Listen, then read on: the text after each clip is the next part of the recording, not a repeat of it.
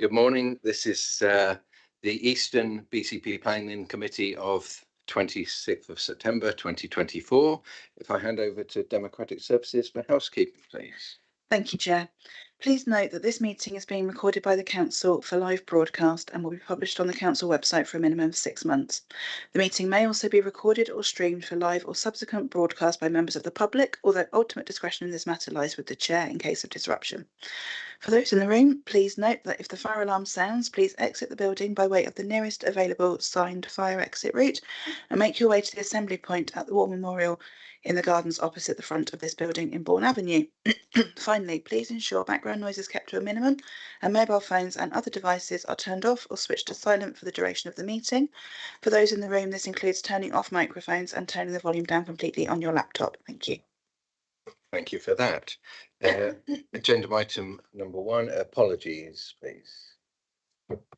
Thank you, Chair. We've received apologies from Councillor Michael Tarling and Councillor Joe Clements. And then substitute members. Yes, Chair, we've got Councillor Chapman Law substituting for Councillor Tarling. Thank you for that. Okay, so I'm Councillor Paul Hilliard, the chair of the committee. I'll just ask all the councillors to introduce themselves. I'm Marion Le Pedvin. I'm councillor for Newtown and Heatherlands Ward, and I'm vice chair of committee. Good morning, Felicity Rice, councillor in Oakdale Ward. Joe Salmon, I'm councillor for Moordown Ward. Gillian Martin, councillor for Boscombe West. Matt Gillett, Talbot Woods. Councillor Chapman Law for Alderney and Bourne Valley. Councillor David Flagg, Burton Grange. Lawrence Williams, councillor for Little Down and Iford. Thank you. In the room, we're also joined by Simon Gold, the lead officer and lead planning officer, and also Robert Firth, senior solicitor. Other officers will join us for different applications. Okay, if moving to number 3, declarations of interest. I have. Oh, do I need to say that I called in the first item on the thing to the last one at this point, or do I need to wait till we get to that on the agenda? It's actually on the agenda, so I'll wait until. Yeah, and obviously calling it in, if you feel that you are predetermined a certain way, then yeah, exactly. Thank you. I will be leaving the room for item 6B, Avon Beach, Christchurch. Mr. Firth? Chair, similarly, I will step out for Avon Beach simply because of a personal interest. Chair, can I just pick up on one point, though, that was made just then around participating in the item? Something I'll quickly check, if you don't mind, while we go on. I seem to remember there might have been a provision added to the Constitution that actually says you shouldn't participate if you called it in, but I will check, if you don't mind. Okay, thanks for that. So item number 4 is confirmation of the minutes of 28th of August 2024. Were there any points to raise? No, all in agreement to approve those? Approved, thank you. And then item 5, public issues. So after the officer presentation, we'll hear any public speakers, followed by any ward councillors who wish to speak. Item 6 is the planning applications, and 6A is 1008 Wimborne Road, Bournemouth, and that is Mr. Kulik.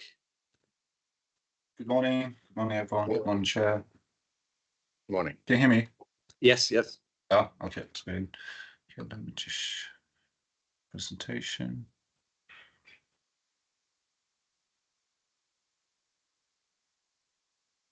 Yes, we see that. Okay, let me just do a full screen. Okay. Yeah, that's good. Okay, so the application side is 1008 Wimborne Road, and the proposal is to remove one of those conditions which are shown on the original permission, and the condition 15 relates to a scheme of solar panels. Just briefly, in terms of location, there's existing detached block of 8 flats which was recently built, and also there's a recent confirmation from the applicants that those flats are already occupied, and the application site itself consists of a former car park which was serving a public house. Those are existing site photos. Those photos were taken just roughly end of July. As you can see, the block of flats has been built and is in accordance with the approved plans, which were approved back in February this year by committee members.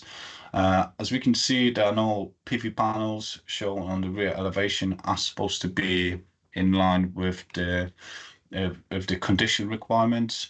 Again, a few more photos just to show the site. In terms of elevation on the left-hand side, we can see that this pinkish kind of elevations showing the approved plans under the original permission, which was granted by committee members back in February this year. And just for comparison, on the right-hand side, we can see elevation plans which were approved by a previous permission, which was for 7 flats, and we can see there was a scheme for PV panels on the rear elevation. Therefore, committee members decided that the approved scheme should also show those PV panels. Just briefly, in terms of condition requirement, we can see that the condition required a scheme of solar panels and obviously associated details with that. In terms of the reason for such condition, there is a reference to policy CS2, and as an alternative, the applicant currently is proposing internal water heat pumps, which kind of trying to show alternative to other ways of providing sustainable way of energy supply. And also, as stated within the officer's report, the building itself, as built, would comply with latest building control regulation, which itself requires the building to be a sustainable development, properly insulated, and have correct kind of measurements to avoid any heat loss, etc. Just briefly, in terms of the policy itself, it's basically it's an old core strategy policy, which is still adopted policy, and the policy itself requires let's say a scheme for sustainable waste of energy or PV panels for mainly for major applications, and that the original permission itself is a minor application. So technically, this application, the original permission, is not even triggering the policy CS2, which is below the thresholds. Therefore, as proposed by the applicant, any renewable additions are positive. Just to summarize, this application relates just purely for Section 73 violation or actually removal of planning condition, which required a scheme for solar panels. So the proposal itself is just purely for removal of those PV panels required by condition as an alternative. The applicant is providing another way of providing a sustainable way of energy, which is internal water heat pumps, visual impact, which will be in fact improved when comparing to original permission requirements, because there won't be any PV panels on the rear elevation, and also the proposed internal water heat pumps won't require any external alternations to the building, and even the condensers will be internal. Therefore, the recommendation is planning approval. Thank you, Chair. Thank you. Mr. Firth, did you have an answer? So obviously, Councillor Salmon brought it in when he wasn't on the committee. So I can only say, sorry, Chair, obviously I don't know the details sit behind this. So I can read, so what paragraph 18.9 of the Constitution provides is that where an application falls to be determined by the planning committee, that is subject to the exercise of a call-in power by a councillor, under Section 2, Part 3A, the council shall not be permitted to vote on that item, but subject to any requirements of the member code of conduct, may speak in relation to it as a councillor to the extent as provided for in the protocol. So, in a situation certainly where a councillor called it in, who was who exercised the call-in power, then this appears to say that they shouldn't at least vote on the item, but they can speak. That's still subject to all the other general requirements of member codes of conduct and predetermination, which would apply in addition to that. So, Chair, I'm not sure reading it, and sorry, I haven't had time obviously to reflect on this at all. I've just heard about it. It's not specific to members of the planning committee, albeit inevitably they're the ones who are going to be caught primarily because they are the ones who'll be voting on the item. It says when applications are forced to be determined by planning committee, they're subject to an exercise of call-in, the councillor. So it's the councillor who exercised the call-in would not be able to vote, and I guess that would apply whether they sit on the committee or they were substituted in as a chair, as a member on that particular committee. So that's my understanding, Chair. I haven't given any thought, but just on a simple reading, that's what it appears to say. Councillor Salmon. I was just going to say, this isn't the application I called in, though, is it? It's the prior application I called in. So this is a separate application, isn't it? This is an application to remove a condition of that application. Okay, so it's still so one it of the is same linked application. So I am. Well, Chair, again, sorry, because I don't know anything about, I haven't actually picked up on this point before. It's something I'm trying to understand as we go along. I think so. If this item was not the one that was called in. No, this wasn't the item that was called in. Yeah. No. So I called in the original application back in, when was it? Was it February? I can't remember now. I've spent ages looking for the video. I called in the application to adjust the number of bedrooms, and I did that after being approached by a resident. So I called it in, I spoke at the debate, and then that was when I was not on planning committee, and I believe Kate was on planning committee at that time. But to complicate things, Kate was being subbed for by Simon Bull. At that committee meeting, that is when the condition was added for the solar panels. So I didn't call in this application for removal of the solar panels because it was my intent to say, guys, I'm not predetermined. I know I called it in, but I called it in on the bedroom thing, on a separate thing to this. And I feel I'm sufficiently not predetermined to be able to participate in the discussion and to vote. But if it's a technicality where it's, look, mate, it's the same 4-digit application number, but with a different letter, so I can't speak. If this is a separate application, and I understand what I'm being told it is, albeit it's a Section 73 application, it's still a separate planning application. Reading this, it says where an application falls to be determined, that is subject to the exercise of call-in. So that appears to relate to the specific application that's come before the committee now. On that basis, I would, and I said, unfortunately, I don't have any time to reflect on this, but I would say on that reading, you're not caught by that provision, but you would be caught by the other issues of member code of conduct and plan predetermination to the extent you thought they were applicable. Okay, thank you for Mr. Purf. So you're happy to remain, Councillor Salmon? Yeah, I'm happy to remain. You know, I've not made up my mind on this. I like to wing most things in life, don't worry. That's great. Thank you for that clarification. So there are no speakers, objections. So if we can have Ward Councillor Kate Salmon, please.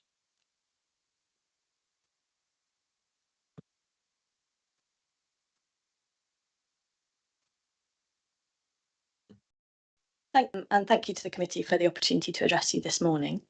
For the purposes of clarity, especially as we've just had a bit of a chat about this, can I just start by saying that although I was a member of BCP Planning Committee the last time this application was debated in February, I wasn't at that meeting. Simon subbed for me, and so I took no part in the decision taken by the committee at that time. It was Joe who called this application into committee back in February, but he called it in, as we've just discussed, on an unrelated matter to the one before us today. At the February committee meeting, members noted that the approved plans for this development included solar panels on the roof, but that the development as built out did not appear to include solar panels.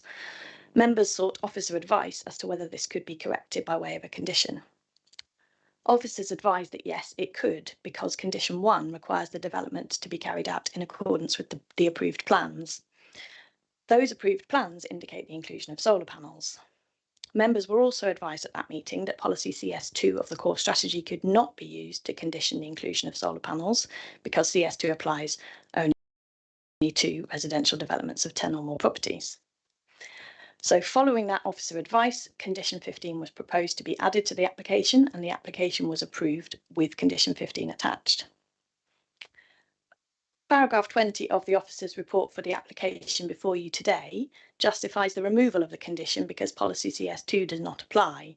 However, this was not actually the reason why the condition was attached at the February meeting.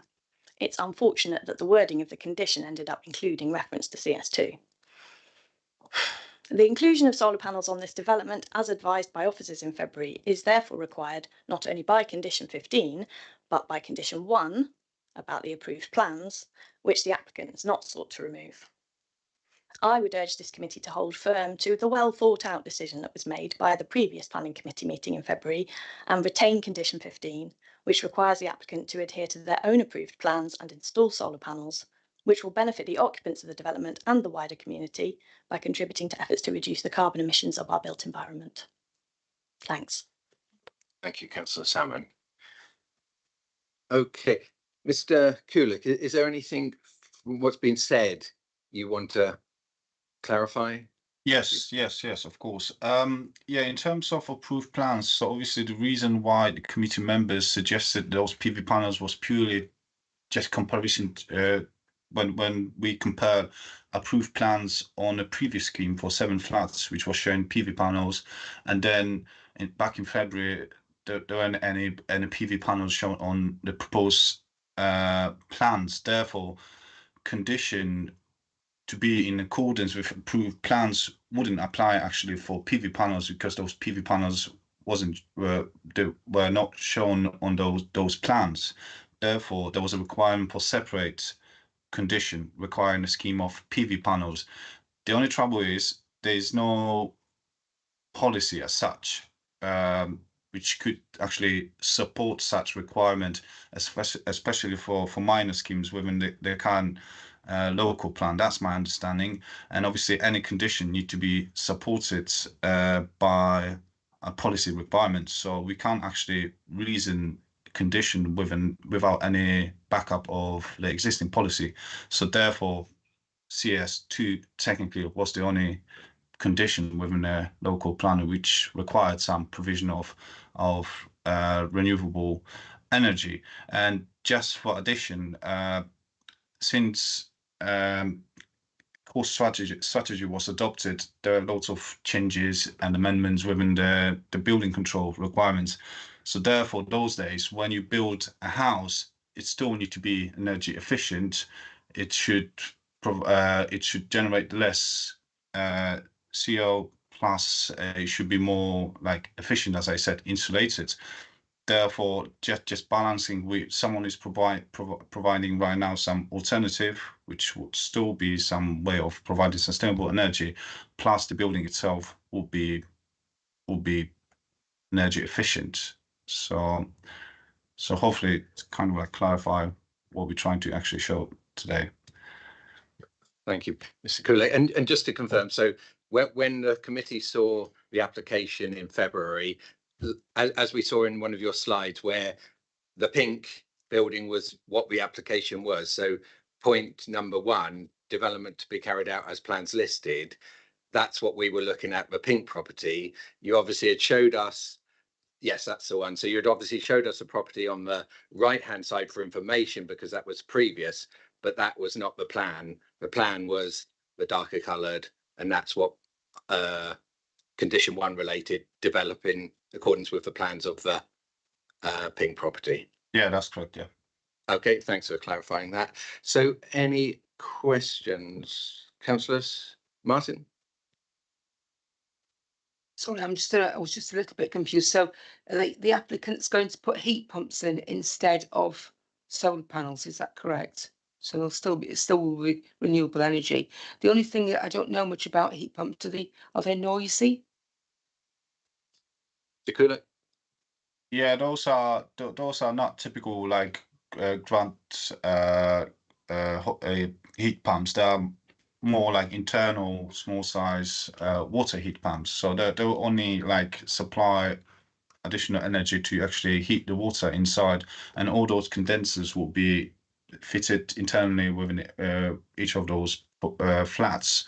So there won't be any noise concern, to be honest. Carry on, Councillor Martin. I don't know if you know the answer to this, but do heat pumps last longer than solar panels? Because I know solar panels have a limited lifespan, even though it's 30 years or something. Yeah, I think as far as I remember, so from my university, so technically PV panels would last up to 20 years, on average 15 years. With those heat pumps, I mean, it's, to be honest, I won't be able to answer that. It's probably all depends, what sort of heat pumps they fit, depends on the manufacturer, etc. But I'm assuming it's something which could be replaced, and it's easier to replace internal water heat pump than or PV panels on the roof. So technically, it's a better solution. Okay, thank you, Councillor Gillett. So just a couple of quick things. You said that it'd been built in accordance with the plan, but I guess just in terms of understanding that, the plan actually said the approved solar panels shall be installed prior to the first occupation of the development. So in a sense, they haven't built it in accordance with the plans because there's people living in the property and the solar panels aren't on yet. Would you agree with that statement? Yeah, I was trying to investigate it, but the easier answer would be when the application was submitted to us and we were assessing the application, the site wasn't occupied, so it was recently occupied, from my understanding. So given what we got right now, it hasn't been decided technically there's a breach of planning permission, but at the time when the application was submitted to us, the site wasn't occupied, so technically there wasn't any breach of planning permission. And one very quick follow-up. When looking back at the notes back in February, at that time there was talk about the new plan going through, and it hadn't even been voted on at that stage, and it was told obviously very little weight, no weight at all, I think. But can we put any weight on the new plan as well as the 2012 plan on this? Not yet, I'm afraid, not yet. It's limited None weight. at all. No. Sorry, Chair, I'll let Mr. Gould actually probably answer this in the substance, but I believe it has been discussed internally by officers in relation to different parts of the plan. And whilst it's still going very much through the development stage, certainly in relation to some policies, the view is taken that it could perhaps attach very limited weight, but Mr. Gould can perhaps clarify that further because that's discussions within planning itself. Yeah, no, thanks, Chair. Well, Mr. Firth's actually summarised it very well.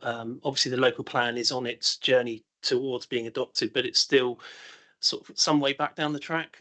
We haven't had the examination in public, so the consultation period has now exercised. So we have obviously received all representation, but we're just gearing up now to go into the examination in public. So, as Mr. Firth said, I think the view now that we're taking is that the policies, depending on what representation they've received, will either have very limited weight or limited weight. So I'd still suggest that the driving policies in assessment at this time in decision making will be the current local plans, really. But it could be added as an additional reason potentially. If it supported a view or supported an existing policy. Okay, thank you for that, Councillor Rice. Yeah, just a few points of clarification. One is that heat pumps aren't renewable sources of energy. So they are transferring heat, but they still require electricity to run them. So if the electricity to run them isn't coming from a renewable source, then the heat pump itself is not a renewable. But no, the heat pump itself is not a renewable energy source. But my understanding is that our policy then isn't stating that for buildings of 8 flats do not require any renewable energy. That's correct. Mr. Gould. Yes, that's exactly right. CS2 of the core strategy is quite clear that policy only applies to schemes of 10 or more residential units. So it as Councillor Salmon summarised in her deputation, there's an argument to say you shouldn't be applying it here. So was the officer advice at that planning committee incorrect then? Is that what we're sort of thinking? No, I believe the officer advice at the committee was that the policy didn't apply, but for some reason it was still added. Any more questions, Councillor Rice? No, Councillor Salmon. So I think I'll jump in with my recollection of the debate, and I love all you guys. You guys are all wonderful, but this is my least enjoyable. This is questions though, yeah. Oh yeah, this is questions, yeah.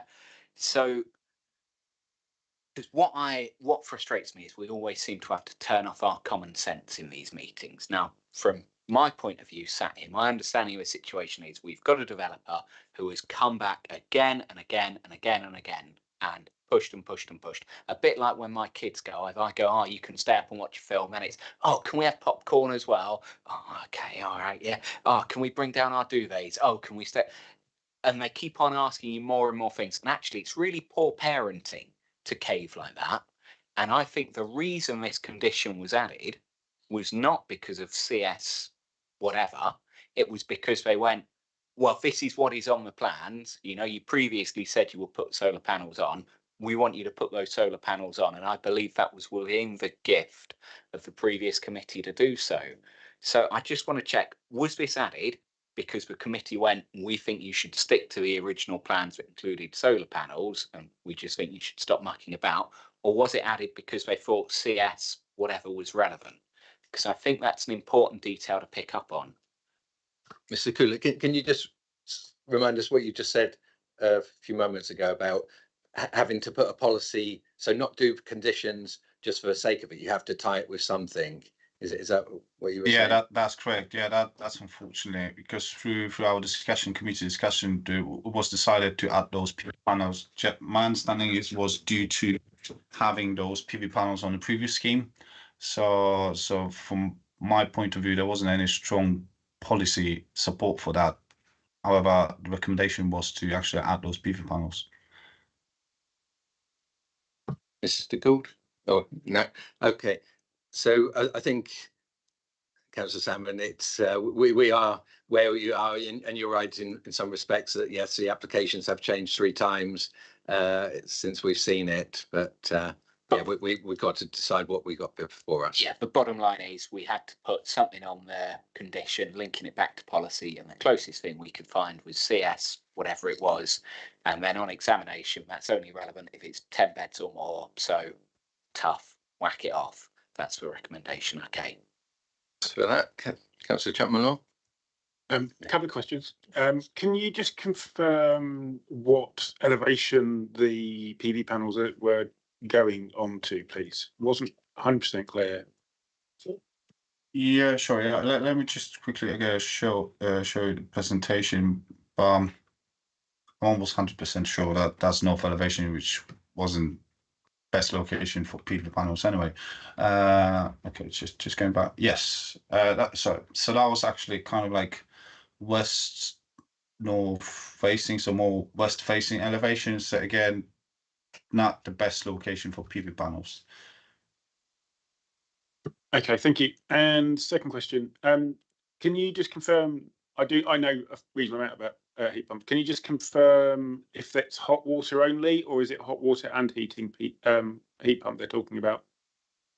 That's, oh gosh, you know, it's a bit technical, so I won't be answered that as I suppose probably, but it's, long story short, those heat pumps, which is kind of a way of heating internal water. So I'm assuming also to heat the building itself, to provide some internal heating. So internal heating, internal water, and the way how they call that sustainable way is not because it's actually used sustainable way of energy, but it's kind of like three times more efficient than a standard heating system. That's why they call it like ecological / sustainable way of energy.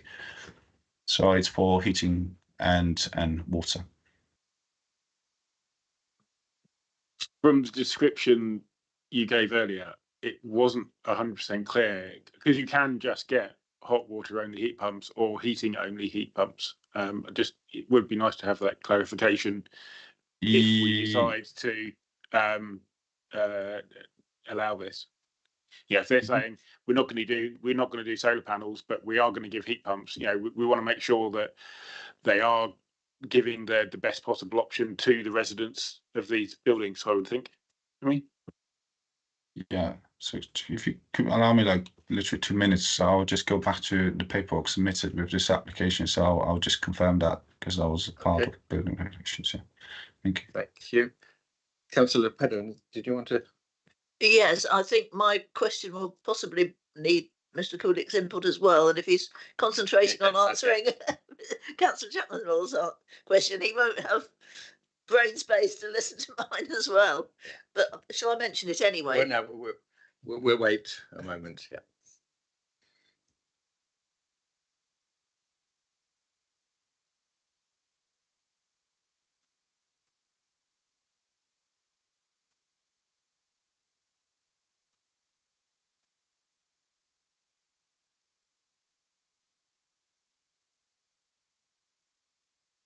So I'm just trying to log in back again because obviously the system crashed. But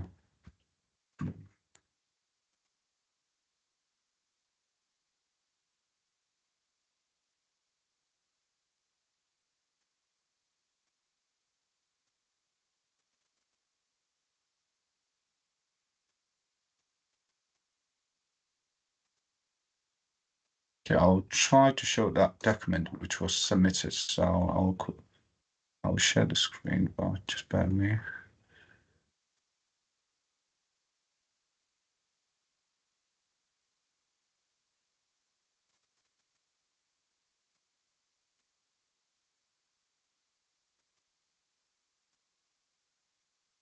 Okay.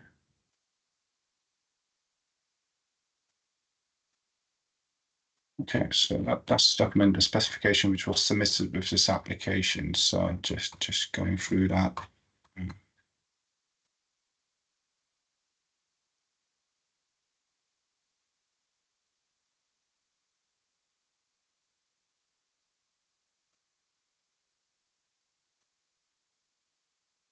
It's part of our heating.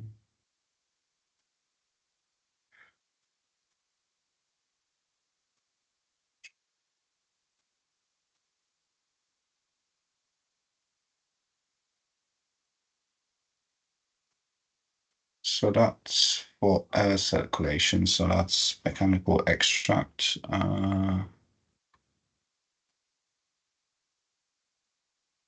Okay, so it sounds like direct electric panels heaters. So it's, to my understanding, is it will be just for heating water. So from this document, we can see electricity for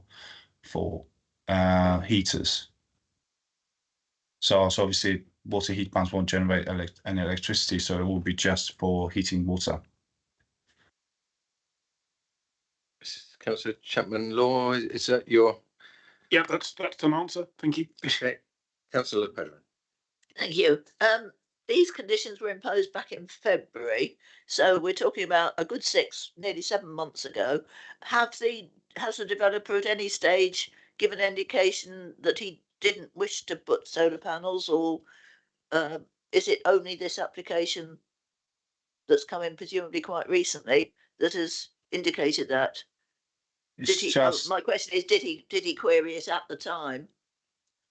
Yeah, it's just this application, and the application itself was submitted, was validated back on 19th of June this year. So no, there wasn't any previous permission application. Okay.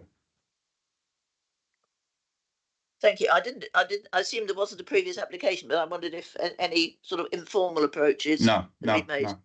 No. Thank you. Councillor Rice. Yeah, just to clarify, like we don't really need to talk about the air source heat pump. As far as I'm aware, it's not relevant to whether there's solar panels or not. It's not. So the way that the report has been written suggests that not having solar panels is justified because they've got a heat pump, but it's completely irrelevant as far as I can tell.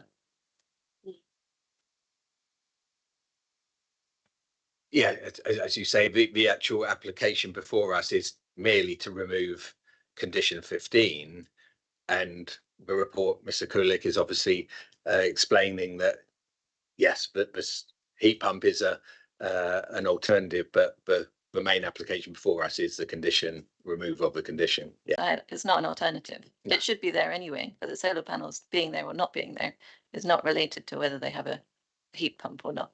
So I don't like the way that the report is written, because it's trying to justify the fact that we don't have solar panels. And it doesn't at all. Like, all buildings should be heated more efficiently. That is just yeah, good point. Councillor Martin. Could we put as Felicity says, and I totally agree, that the heat pump still requires electricity to run it. Could we ask them to sort of like do a hybrid where they keep some of the solar panels enough to run the heat pump? So we insist on them having a heat pump. You know, yeah, they can have a heat pump, but solar panels to at least run the heat pump. Well, I think what will be is we either agree removal or condition 15 or not. I don't think we can necessarily reduce the number. So I think that would be what we need to discuss when we go to discussion. So any last questions, Councillor Salmon? Just in CS2 in the old core strategy, so in where it sets it out, so it says 10 like dwellings and all of that, but it does say encouragement will be given to proposals for the provision of measures to exceed these targets where there is not an unreasonable impact on local amenity. We've established that these solar panels are lovely looking and all of that. Are we not able to go, well, here we go, we're looking to exceed this target, you've only built 8, but we would still like you to do it? Do we have that wiggle room in the way this has been written? I don't speak the legalese. Mr. Kulik, would you? It would be good to have input from our solicitor, but my understanding is the policy itself is for major developments. So to exceed the target, it means, you know, exceed 10% for major applications, but it will be good to have a second view on that. Mr. Firth, Thank you, Chair. So I'm just having a quick look as we talk. Which one is it? Oh, sorry, on entirely the wrong local plan, Chair. Sorry, bear with me.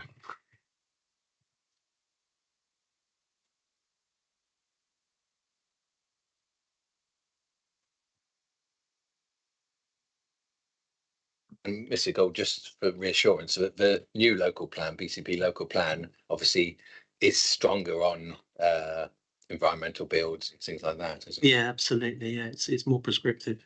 Yeah, thank you. Chair, so I guess there's 2 points I would tease out on this basis. Again, I'm just reading it through now. Certainly the first chunk of the report of that policy seems to me to be relating to 10 dwellings or more. That's the way it seems to be worded. As for the encouragement, the second part, so the second sentence of that policy, which says encouragement will be given to proposals for the provision of measures to exceed these targets where there is not an unreasonable impact. I guess it's not absolutely clear what that might apply to. However, I think on my reading, where it says encouragement will be given to proposals for the provision of measures to exceed these targets, it's referencing back to the targets that have been imposed in the first sentence. That's how I would read it. And so I would tend to take a view on that basis that accept the point that there's an encouragement, but I think it's an encouragement where that policy applies rather than just a general encouragement to any development. That's how I would read it anyway. Chair, I think the other comment I would make, simply because it has been raised now, is it's also worth noting what's written in the reason justification to that policy, which is paragraph 3.1.13 I'm reading now. It says proposals for authority-wide targets under the proposed revisions of the building regulations in 2013 can be justified if evidence can be produced to support the imposition of such targets, including the effect of viability. Given the relatively short period between the adoption date of the core strategy and the anticipated change in building regulations in 2013, the standards in policy CS2 will apply until they are superseded by the improved building regulations in 2013. Or until equivalent mandatory carbon dioxide reductions come into force. Now, I can't tell you exactly what came in 2013 under building regulations because I simply don't know. All I could say to you is reading that, the impression I get is this was recognised as potentially going to be a policy that might be superseded in due course by the building regulations. And so even if you wanted to try and take an argument that CS2 did apply in some way, I would again say, well, there might be another reason why it might be inappropriate to give it much weight, if indeed it was superseded by provisions in the building regulations which it anticipated were coming forward. Chair, does that make sense? It does in some ways, and again, the Bournemouth local plan from 2012. It's obviously again, a lot has happened since then. Yes, so, it's obviously quite old, but clearly the impression there, and I believe it is the case, and the planning officer maybe has clarified that. I think there have been changes to building regulations since that point to pick up on some of these issues, but the planning officer, I think, maybe I'll give some clarity on that. Yes, I can agree with that. So I can just mention when I was working with in previous authority like 2-3 years ago, was exactly the same case. There was a policy related to kind of like building/related building control related requirements, and as Rob said, as latest building control regulations are totally different those days, and buildings need to comply with some regulations, and in fact they exceed some of those targets required by such policies. So. Okay, thank you for that. So, Councillor Salmon, last questions. Yeah, so this will be my final one. So it sounds like even if we were happy to argue up and down that target and go, you know, well, maybe the implication is, well, for 20 bedrooms, you'd say 20%, for 5 bedrooms, you'd say 5%. Even if we took that leap of logic, we are then stuck with, oh, well, actually, CS2 is written in such a way that it is superseded by changes in building regulations, which have almost certainly happened. But we don't immediately know off the top of our heads what those changes in building regulations are. So it may be that in the background, there is the 2014, building regs that says all new houses have to have 50 solar panels on. I mean, I'm sure it probably doesn't exist like that, but such a policy could exist and we're not aware of it. Would it be sensible to defer this application until we can have, we double check that and we see what CS2 has been superseded by? Mr. Gould. Yeah, thank you, Chair. I think we're running the risk here of going off on a bit of a tangent. I think we need to bring it back to what the application seeks to remove the condition that requires the solar panels. And I think if we take a step back and think about the local plan being the starting point, we're looking at a policy that doesn't really apply. So in one sense, whatever the building regs changed around 2014 say, it's kind of irrelevant, because the acid test is whether this policy should apply to the proposal, and clearly it doesn't, because it applies to schemes of 10 or more dwellings. And I would agree with Rob's summary that the wording towards the end of the first paragraph, to my mind, clearly relates back to the exceed these targets. So I think we're sort of going off on a bit of a tangent when we're getting a bit too concerned about what the building regs say, because the acid test is the policy from a planning point of view, and clearly there's an argument to say that the policy doesn't apply because it only relates to schemes of 10 or more dwellings. So whilst building regs have improved, and there's reference in the last sentence in that paragraph to things like BREEAM, and a lot of those building regulations codes that have changed in the last 10 years have superseded a lot of things like BREEAM. So I'm fairly comfortable with what the officer's recommendation is. I just want to stress that we just need to be mindful. I always say put yourself in an appeal hearing or a public inquiry when you get cross-examined by a barrister, and the start point will be to take you through the policy and get you to agree whether it is relevant or not. And I think we're just sort of going off on a bit of a tangent here. So I think the policy is quite clear.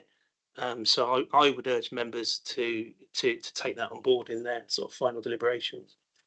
Okay, thank you for that, Mr. Gould. Councillor Martin.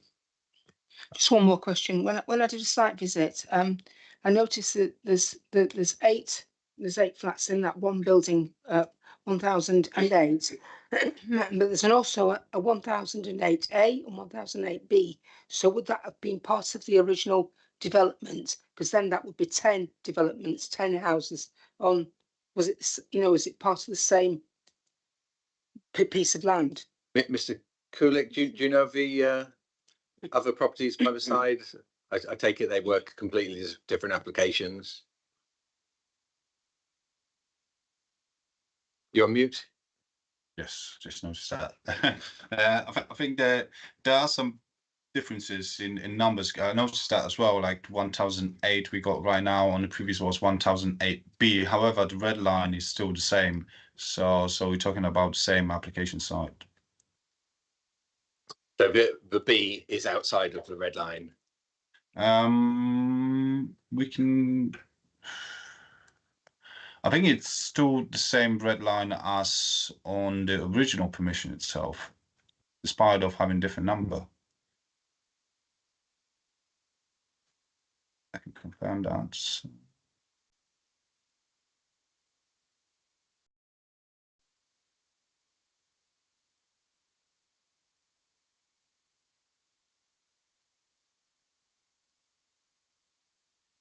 So, no, actually the previous was 1008, so that was decided by members. So it's the same number, so it's 1008 actually. This one and the current one. So B, no, that must be some different address. So that this one is 1008. Okay. Yeah. So it sounds as though it was when the public house was sold, maybe it's sold in 3 plots and developed in 3 plots. Yeah. Okay, so if there's no further questions, Councillor Salmon, do you want to open the debate as ward councillor? Yeah, I guess so. Sighing, I've got 2 points to make on this. One is that I think regardless of all the planning stuff, it sets a very dangerous precedent for this committee to have things like this constantly come back. I don't like the idea of this being a committee where it feels like, well, if you ask 3 times, you get what you want, and this applicant who's on the thing, so mind me language, but mucked around with the number of bedrooms and now mucking around with the solar panels, and they obviously go ahead, they do what they want, and they put in an application retrospectively. I really don't want us to create an environment where developers take it's better to ask for forgiveness than permission. That is not the approach we want developers to take, and it is the approach we will encourage if we go along with this. That's my fear. My acid test for any decision is this sensible, first of all, before anything else? And I think actually as an organisation, if we're not doing that before our decisions, if we're thinking about all the legal mumbo jumbo, procedural stuff, traditional stuff, and we can't just go, is this sensible, before we make a decision and stick with what's sensible, we are screwed.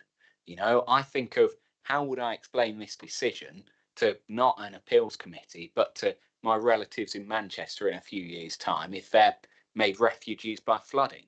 I know we all like to imagine it won't happen, but if we look at Poland this summer, climate change is real, it is happening. This is a really sensible condition to put some solar panels on the roof of the property, and we've got somebody who's making money hand over fist, exploiting the housing crisis, looking to make just a little bit more money by putting the rest of us at more risk of climate change.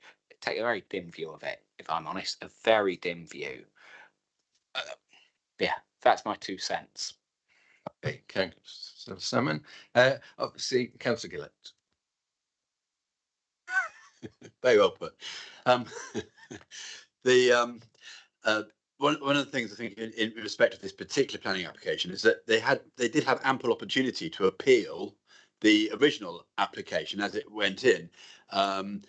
They haven't appealed it. They've actually put in a new application, and in a sense, that's got to be treated as a single application. What we've got here is a situation where someone is applying for permission to remove solar panels from the roof effectively. I know they haven't built them yet, but that is actually what they're asking to do as a standalone.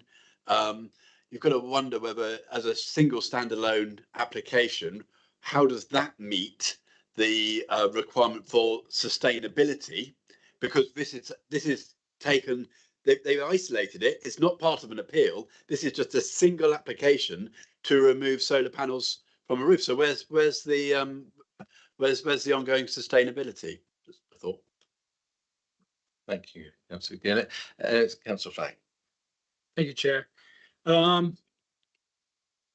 With reference to para 2, the paragraph says, to justify the proposed works, the planning application form states energy assessment reports do not require solar panels to comply with building regulations, as air source heat pumps have been chosen as the primary energy source. I take issue with that. I've just Googled EDF energy, and if members are happy, I'll just explain to you what EDF Energy states on their website. A heat pump is essentially an outside boiler. It captures heat from outside and moves it into your home using electricity to do so. So I don't accept that the heat pumps are a primary energy source, and I don't accept that it is not possible to install solar panels after the works have been completed, because people install panels on their homes every day of the week. And for that reason, Chair, I can't support the application as set out. Thank you, Councillor Flagg. Councillor Chapman-Law.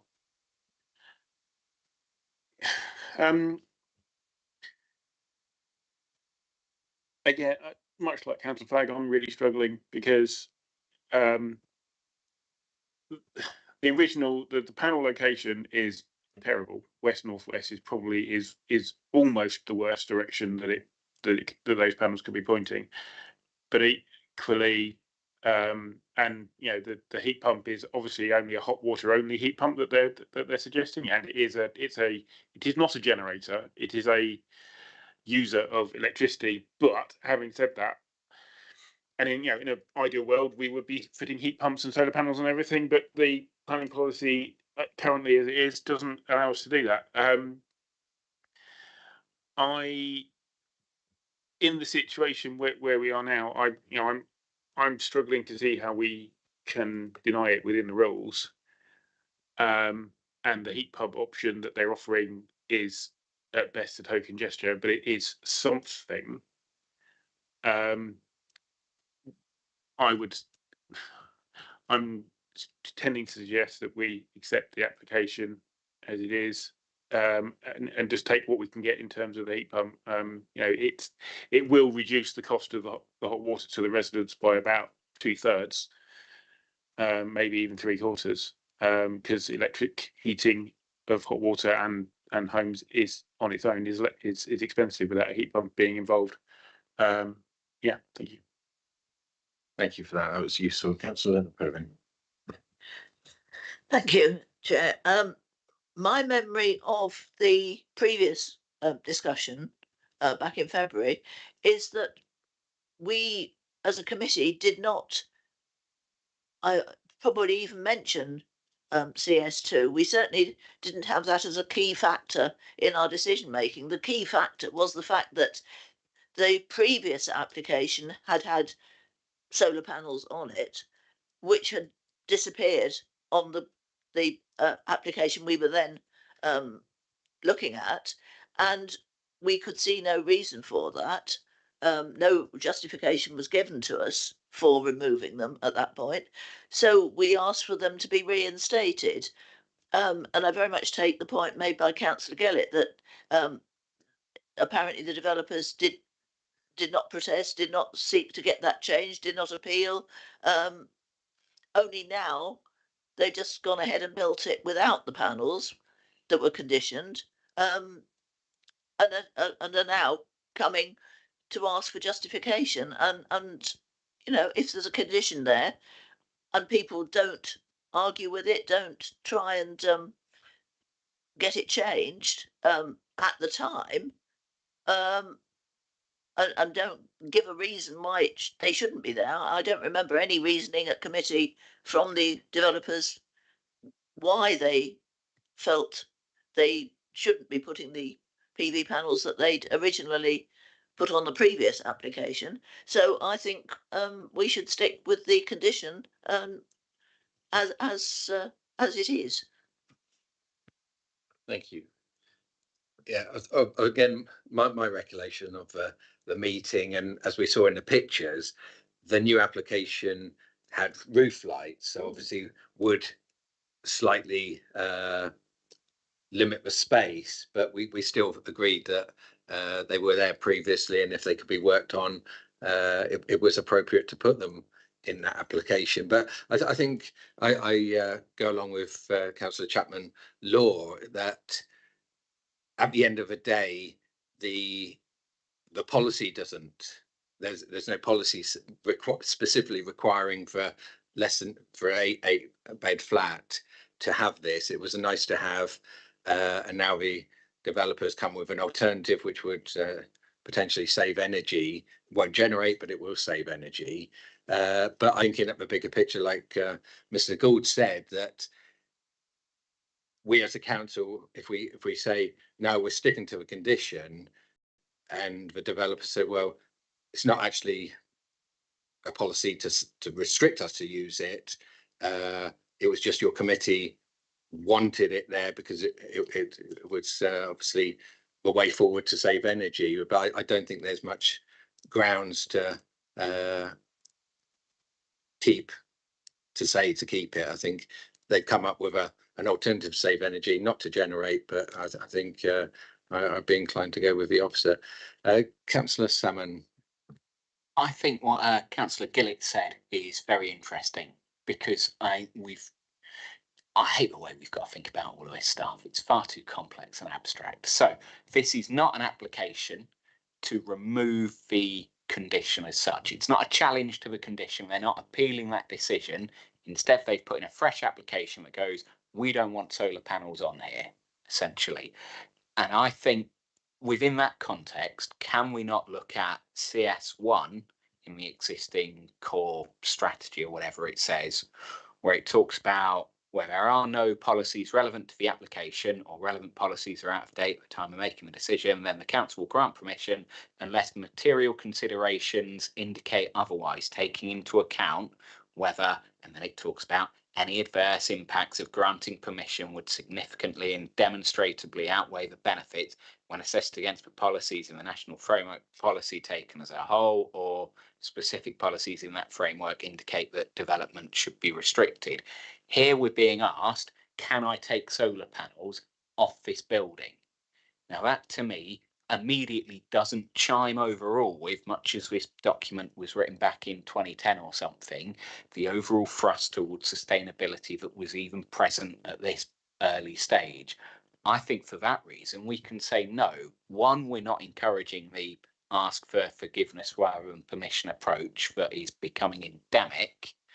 And also we are consistent with our core strategy and whatever. We're saying no, CS1 says if you want to do something, sustainability related, we will only approve it if it chimes with the overall sense of our policies, and the overall goal in our policies is more sustainability, better energy efficiency, all of that. And whacking solar panels off a building isn't that. Maybe if in a couple of months' time we now look at if we look at the appeal of the original application, that would be when you can go, well, CS2 wasn't relevant. But really the debate isn't about CS2. It's a fresh discussion about whether I can remove my solar panels. I think CS1 says no. Mr. Gould or Mr. Firth, did you want to come back on the interpretation of CS1? Thank you. Thank you, Chair. The starting point should be the local plan. So other material considerations can include, or will obviously include, things like the NPPF. And so I don't want to sort of overly rehearse what I said a few moments ago, but obviously CS2 has been linked to this development by the condition that's been added to the previous permission, and obviously they're now seeking to remove that condition. So the normal order of play would be, if an applicant isn't happy with a condition, then in the first instance they would look to either vary it or remove it. And then if the local planning authority says no, then they've obviously got something that they can go and appeal. So it sort of picks up on the point that Councillor Pedofin was raising earlier. There's sort of stepping stones that they would go. So this is their first stepping stone, shall we say. They're challenging the condition through the planning application, and obviously if committee decide to refuse the application, then they would have something to appeal. And again, I don't want to rehearse what I said a few moments ago, but obviously our view as officers is that on appeal we would struggle to defend requiring solar panels on a development of this, because CS2 is explicitly clear that it relates to developments of 10 dwellings or more. CS1 is obviously the sort of the generic catch-all policy that would relate to sustainable development. I understand the sentiment that Councillor Salmon is making about the general thrust and drive in society is to be more sustainable. But I still feel that CS2 would be particularly relevant because it's inherently linked to the condition that is seeking to be removed. So I haven't changed my view. I still think that the officer's recommendation is sound and that we would be on difficult grounds on an appeal. Now, Councillor Salmon, with respect, said earlier on, you know, I think it was the words regardless of planning stuff. Well, sadly, it's the role of the planning committee to be very much concerned with planning policy. And whilst we all may have common sense thoughts that go through our head, clearly, as decision makers, it would be very prudent to be very mindful of what your policies are saying, because ultimately the arena that you end up in could be either an appeal or the High Court through a JR. That was useful summary there, and I think again it goes back to what Councillor Chapman Law said, that yes, whilst it would be nice to have the solar panels, that the developer clearly doesn't want to, and he's come up with a halfway house to save energy, but I think it was useful summary to put in perspective. Councillor Martin. Thinking that it's not only in breach of the developers, not only in breach of the planning application, you know, because it included the solar panels. But I was thinking as well, if you sell this on to people, if you sell these flats on to people, I mean, I'd be livid if I bought a flat and the developer said to me, "Oh yeah, and we're going to put solar panels there. It's in the planning documents," and then I'm not getting solar panels. So should we be supporting someone who will behave in that way, who will sell a property? And yeah, so what is quite clear is that we shouldn't punish an applicant just because they've built something that doesn't accord with their approved plans. Obviously, there's routes that can be taken if people do development that isn't in accordance, so enforcement action, for example, and ultimately that could lead, in the most strictest sense, to demolition of something. What we have to do as an authority is we look at expediency tests. So our enforcement team will, if we identify an issue such as this development which has been built out without solar panels. So I suspect, and I can't comment categorically on this, but in the sales literature that probably goes with these flats, there's probably never been any mention of solar panels. So people probably never had an expectation that they were going to go on there because they've not been built with solar panels. It's not like they were built with solar panels and now we're taking away the solar. They've never built and installed the solar panels. So you've just distracted me and I've lost my train of thought. Yeah, so we have to look at degrees of expediency. When we identify an issue where a development has happened not in accordance with the approved plans, we will obviously, as a department, liaise with the applicant. And in one course of action could be to invite them to submit an application to remedy the situation, which is exactly the scenario that we've got here. In a more draconian scenario, it would be that we might go straight to a stop notice or an enforcement notice, which would require remediation work. So our enforcement team, for example, would be watching the outcome of an application like this, because if it was refused, then obviously we would then have to consider enforcement action. So, but I think the point I wanted to stress is that we shouldn't be punishing someone just because they've built something that's not in accordance with their approved plans. There's proper routes to remedy that, but as decision makers on a subsequent application, we shouldn't be taking a dim view or deciding to just say, well, you've built it out not in accordance with your plans, therefore we're going to refuse it. We have to come back to the policy. And again, I won't rehearse what I've said several times, Chair. Thank you, Mr. Gold. Mr. Perth. Yeah, I mean, I actually just wanted to reiterate really what Mr. Gould was just saying. I mean, the planning framework operates as a statutory framework, and that includes provisions which enable people both to apply retrospectively for planning permission and for breach of planning control under section 73A, and also, and I'm not actually sure this is a breach, by the way, but also applications under section 73, which is to vary conditions on an extent planning permission. That is the planning process, Chair, and there's nothing objectionable in principle with someone being able to do that. It's not an offence as such. That's the way the process operates. So I would certainly be concerned if members started to adopt an approach where they were going to be potentially treating an application under section 73A or section 73 differently to a normal application, in the sense of they're going to penalise the individual who's applying. That would not be a material consideration. They have to focus on the planning merits relevant to the particular application. Thank you for that. Councillor Martin. Just to make a comment, I didn't mean it in that way to punish, but it's just it might be quite a legally complicated situation if you sell some of the flats on. I mean, the applicant might no longer be the owner. The developer might not actually own the building anymore and might not be able to act in any way that he's professing to. We don't know.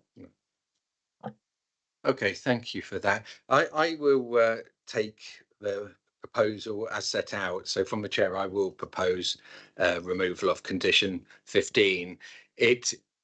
Yes, I was there at the February meeting, and yes, I thought it would be a good move to have the solar panels, but obviously the developer has decided not to, and I don't think as a planning authority we have much grounds to dictate that they should remain. So yes, so I'm proposing as set out. Thank you. Do I have a seconder for that? Councillor Rice.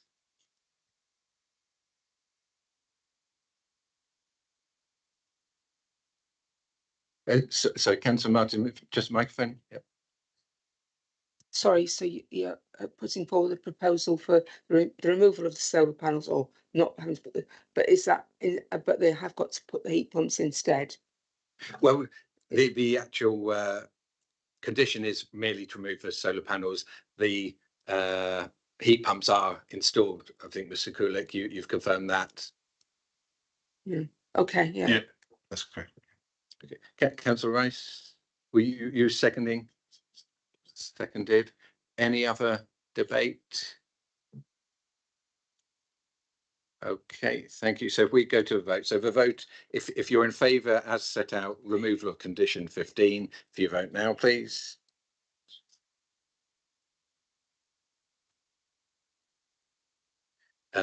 Against the proposal? And abstentions? And the scores are, please? That's 4 for, 4 against, and 1 abstention. Okay, so I shall use my casting vote to approve as set out. So that is approved. Yeah. Thank you.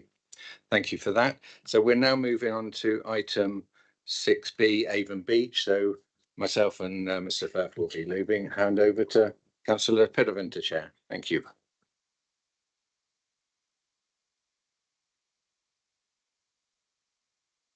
Thank you. We'll just allow a couple of seconds for the 2 people to leave the room. And for, yes, there's going to be a little delay, so we'll adjourn briefly.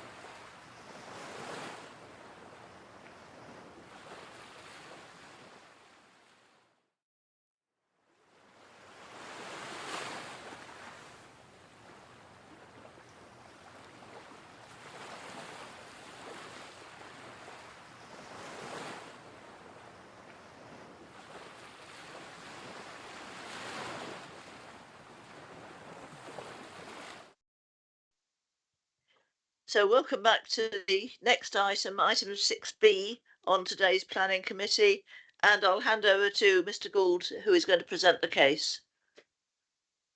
This is Avon Beach, Christchurch. Thank you, Chair. Just share my screen.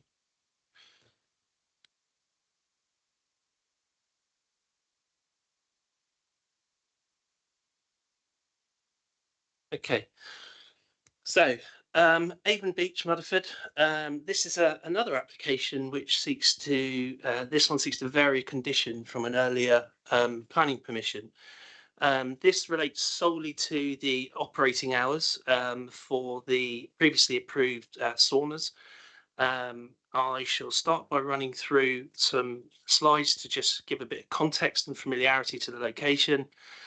So you can see from the slide that's on the screen, the top left-hand image shows you a sort of blown out site location with the application site outlined in red, and you can see there's obviously located down on the prom, and it shows the siting of the proposed saunas. You can see from the bottom right image, the photograph, the aerial photograph, that a bit more context there. We can see that the site is close to the existing car park and beach amenity area, which includes cafes, other beach huts, and offerings, kiosks like for ice cream, etc. Moving on to the next slide, top left image again is just a block plan showing the siting where the approved saunas are. Nestled amongst the existing beach huts, and then the images to the right show the approved front and rear elevations. The next image is a side elevation of the approved saunas, and members will note the banking that rises up behind the rear elevation of the saunas with trees at the top of the bank. These are the approved floor planned layouts of the saunas and changing rooms. And then we have a photo montage of showing what the saunas would look like in situ, as they nestled amongst existing beach huts, very similar in design. And you can see from the bottom right image the cafe in the background and the kiosk. Further photo montage from the beach again, and then some other photographs of the context showing beach huts, where the site is, and the existing cafe. I'll come back to that slide if needs be. I'll go back to the beginning. So the application seeks to vary condition 5 of the extant planning approval. Essentially, it seeks to increase the opening hours of the approved saunas.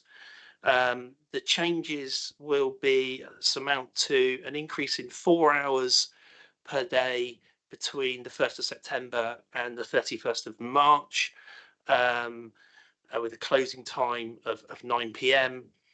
And then an increase of 1.5 hours between the 1st of April and the 30th of June, with a closing time of 9 p.m, whereas previously it was 7:30. And then finally, in peak summer season, between the 1st of July and the 31st of August, there will be additional 6 hours of the day, because on the original approval, the saunas were due to close at 11:30 a.m. and then not reopen until 5:30 p.m. Given the acceptability and the principle of the saunas, given the relatively sedate nature of the use, and the sufficient distances that are retained to nearby residential properties, and the complementary sort of character of the offering to the beachfront and the other amenities that are provided for the community and visitors, we're comfortable with the extended opening hours. Members will be drawn to the addendum sheet that was circulated yesterday. There has, I believe, maybe some comments and concerns around additional operating hours in the sort of more winter months and the potential for light pollution. So if members go there in their debate, what we've done is we've suggested a couple of conditions that members may be interested in running with, just to make sure that there is a scheme of lighting that's approved by the local planning authority, and that the luminaires, the brightness of those lights are also mindful of local biodiversity. So, Chair, with all of that in mind, it's your officer's recommendation that the application is granted. Thank you. Thank you, Mr. Gould. We only have one speaker registered, and that's Mr. Chris Meal on behalf of the applicant, and he's going to be on Teams. Thank you, Chair. Can you see me okay? We can. Yeah, perfect. I'll start my 5 minutes now. So good morning, members. My name is Chris Mill and I'm an Associate Director at Pure Town Planning, and I'm speaking in support of the proposal on behalf of the applicant today. As you've heard, planning permission is sought to extend the opening hours of the sauna to allow the business to operate from 6:30 a.m. to 10:30 p.m. between the 1st of July and the 31st of August, and from 6:30 a.m. to 9 p.m. for the remaining 10 months of the year. I wish to use my time today to outline the main considerations why I feel that members should proceed to grant permission in line with the officer's recommendation. As you've heard, permission was granted for the demolition of the 6 beach huts and the construction of the saltwater sauna and external shower in February this year. The sauna building has now been constructed off-site and it will be installed at Avon Beach in 2 weeks' time. The sauna will be powered by electrical stoves. Therefore, concerns that have been raised by local residents about increased smoke emissions should be disregarded by members. The sauna will be operated by the Saltwater Sauna, who are a local business that have operated the Sandbank Sauna since 2021, which attracts tourists and locals in like-minded sauna and sea swimming enthusiasts from all walks of life. The UK seaside sauna movement has experienced unprecedented growth in recent years as health and well-being of benefits of sauna use have become widely published. Consequently, there is already significant demand for the new Avon Beach sauna from existing customers who use the Sandbank sauna, local residents and visitors to Avon Beach, which has led to the current application. The proposed opening hours are comparable to other commercial businesses within the local area, including the adjacent Noisy Lobster restaurant, which is open until 11 p.m. 7 days a week. This is later than the proposed opening hours for the sauna. In addition, the sauna will be located nearly 50 metres away from the nearest residential dwellings, with the intervening coastal slope, embankment of trees, and the main road providing a sizable buffer between the commercial uses at the beach and the nearest residential dwellings. The proposal has been assessed by the Council's Environmental Health Officer, who has no objection to the proposal. In their words, the proposed opening hours are not deemed to be unreasonable, considering the impact to nearby residents from the use of the sauna will be minimal. Furthermore, it is unlikely that noise from people talking whilst using the saunas would cause disturbance to the nearest residential properties due to the attenuation of noise from the structure itself and the distance to the nearest receptors and the limited capacity of the capacity restrictions of users of the sauna. Therefore, the Environmental Health Department have no objection to the proposal. So members, if this application is approved, it will increase capacity at the sauna for use by local residents and visitors, and the extended opening hours will also allow the operator to expand their work with local charities and non-profits such as Dorset Minded Local Veterans Group, whom they offer free sauna sessions to promote mental well-being.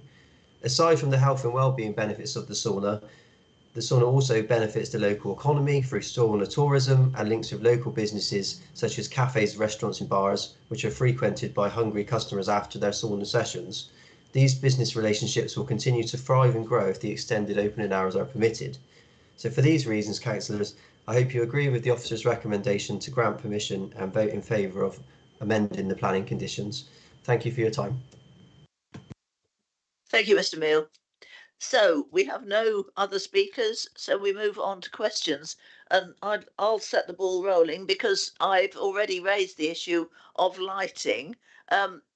My concern was not so much light pollution as safety. If people are walking to the saunas after dark, and a lot of these proposed opening hours will be after dark, particularly in the winter, will they be facing trip hazards or something along the prom.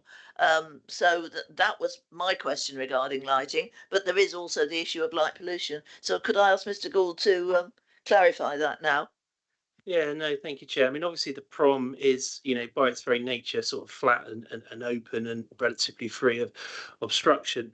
The two conditions that have been suggested in the addendum would require a lighting scheme to be submitted in terms of actually on the physical sauna structures themselves. And I'll just go through my slides because it is indicative. But this is the sort of lighting that would be installed. So essentially downlighters set into the soffits around the eaves level. So a fairly soft form of lighting that has also been installed on other sauna installations further along the BCP coastline.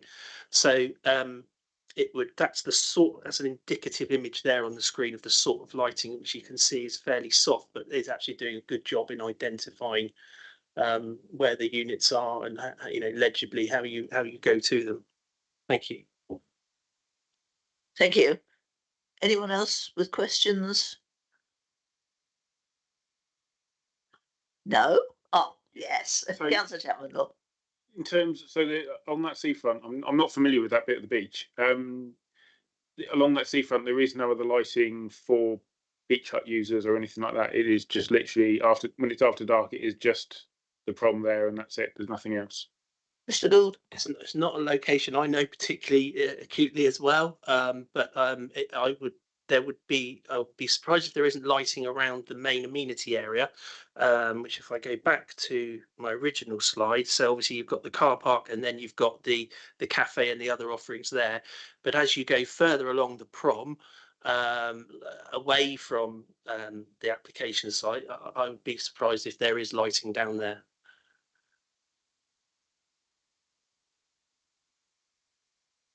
Any further questions? Right, we proceed to debate. Councillor Chapman. And to follow that, I quite like these. I think they're brilliant. I would suggest, in terms from the light pollution and lighting perspective, that these will actually improve the lighting along that area of the seafront to make it safer for people that are going along there. I like the under soffit indirect lighting that they're giving. It looks like a nice soft light. It's not like lamp posts or anything like that, which are those which are going to emit light in all directions at fast intensity. It's a nice little addition that I think will probably increase the safety and lighting after dark for beach hut users along that section. Thank you. Anyone else? Right, I will propose then that we go.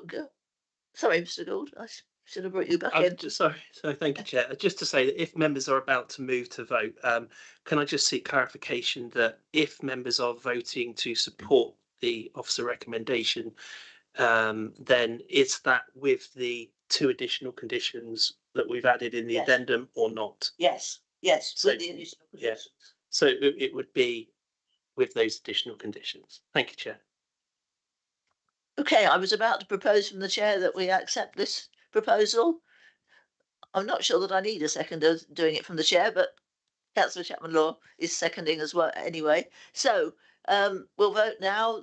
If you want to give permission for these extended hours and with the additional conditions, please vote now. That's unanimous, Chair. Thank you. So we'll take another very short adjournment while Mr. Firth and the chair are able to return to the room.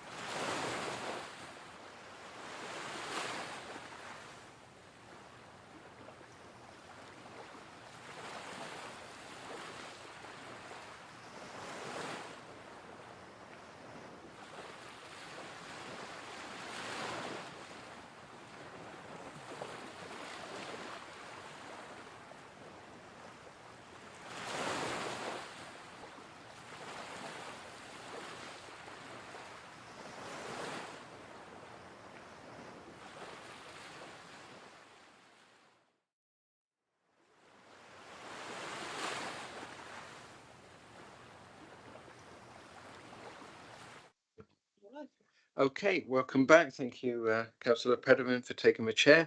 So we now move to item 6C, which is 44 Minton Road, Christchurch, and that's Sainsbury's. Thank you.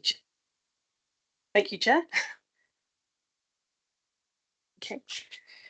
This is a householder application for alterations and extensions to the existing single-storey bungalow at 44 Minton Road. So the proposed development involves the erection of a wraparound rear and side single-storey flat roof extension. It's proposed to also raise the roof over the existing bungalow to provide upper storey accommodation with the provision of a side box dormer. And this has been brought to committee today as the applicant is related to a staff member who works within the planning department. So the application site, as I said, comprises a detached chalet bungalow set within Minton Road, which is a cul-de-sac, although it doesn't look like it on this plan, which comprises of predominantly bungalows, mix of single story and mainly chalet bungalows. So here is a map that shows the site's location a bit better, and you can see the head of the cul-de-sac on this particular image here on this site location plan that we have that I've drawn up there. And you can see there that it's bounded by houses on all sides. The aerial image on the other side of the slide shows the existing bungalow there in relation to the surrounding residential development, which you can see is predominantly chalet bungalows. Okay. Here's the proposed block, which shows the enlarged dwelling, albeit this is the enlarged footprint of the bungalow. The majority of which, though, all of it is effectively enlarged through the single-storey rear and side extension. It's a bit closer up there, actually showing the same enlarged footprint of the bungalow. And you can see, yes, that bit sticking out, the large bit there, is the single-storey rear and side extension. That's the bit that's closest to the boundaries there as well. Okay. These are the existing floor plans that show it is a 2-bedroom single-storey bungalow, and there's also a detached garage which is proposed to be demolished as part of this scheme. This is the proposed floor plans, which shows the enlarged ground floor accommodation with that single-storey rear and side extension, and the first floor accommodation that's also proposed there. This would see the proposed go from a 2-bedroom to a 4-bedroom bungalow. I should point out there is a typo within the committee report which refers to the site being within the parking zone B. It should say zone D. However, the assessment in terms of the parking requirement is correct, in that there needs to be 2 parking spaces, and they can be found within the front of the site. There's ample space for those to be provided there for that, to meet that requirement. You can see also on the first floor plan there is a roof light and also a window serving the bathroom that will be within the dormer. There's a condition recommended for these to be obscure glazed and fixed in such a way as not to cause overlooking to the neighbouring bungalows on either side. I should also point out on that plan that we have got the Juliet balconies as well. But again, that's obviously facing onto the front, and then on the rear, it's a Juliet balcony, so you can't step out onto it, and it would have a balustrade that would be fixed so that you can't step out, and also wouldn't be a condition is put in to ensure that, and as well as another condition to make sure you can't step onto the flat roof of the single-storey rear and side extension. So here we go now, going back to the existing. We're looking at the existing elevations of the bungalow. You can see it's single-storey with a hipped roof. You can also see this mirrored form for the garage there. These are the proposed elevations which show the enlarged bungalow, which you can see adopts a contemporary appearance with a strong gable at the front and rear. The parapet features there, and then you can see the flat roof wraparound extension there. Then obviously there's a single-storey, dormer sticking out on the one side. These are some aerial photos. Top one showing where the bungalow is in relation to the bungalows on either side, looking from the road, and then that's just looking along the backs of the houses, effectively there at the bottom.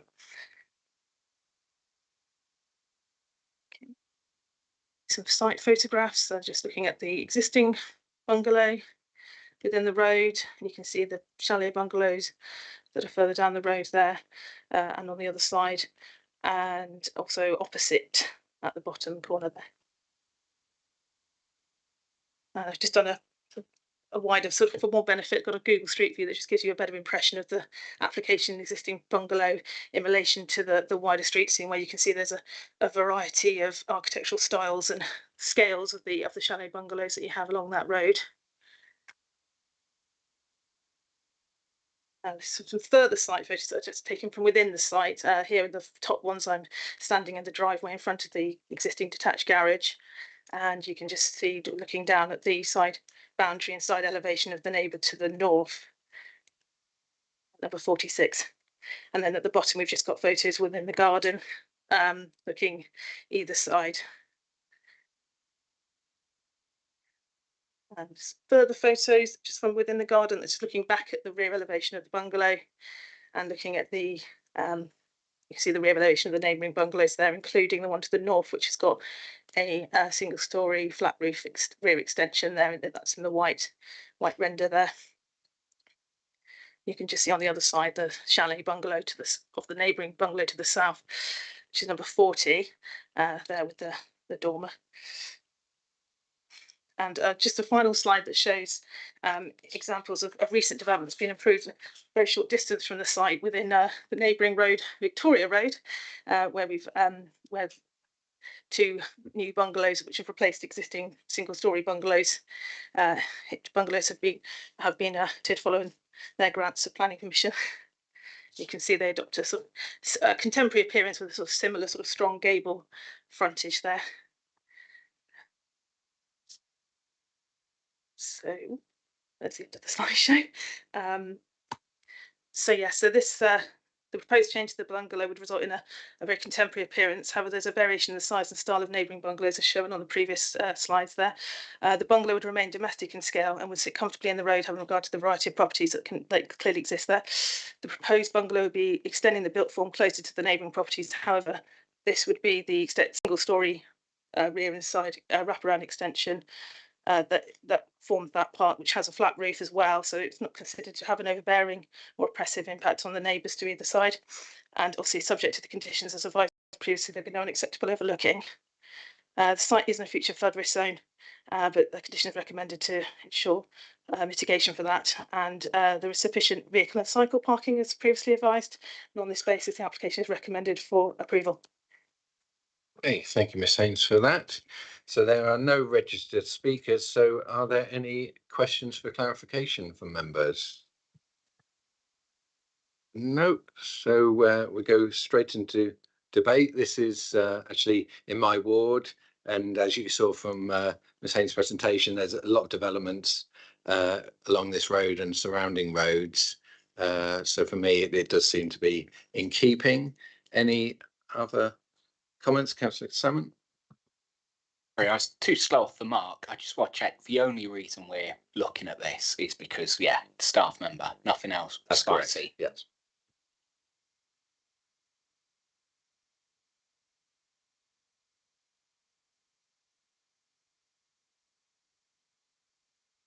Councillor Williams. As you say, it's very common in the area. Can I propose that we grant? Grant has set out. Yes. Do I have a seconder for that? Councillor Martin. Any other debate from councillors? Happy to go to a vote. So if we had a proposal to grant as set out. So if you want to approve, vote now, please. That is unanimous. Thank you for that. That closes that item, and that brings the meeting to a close. So thank you for that.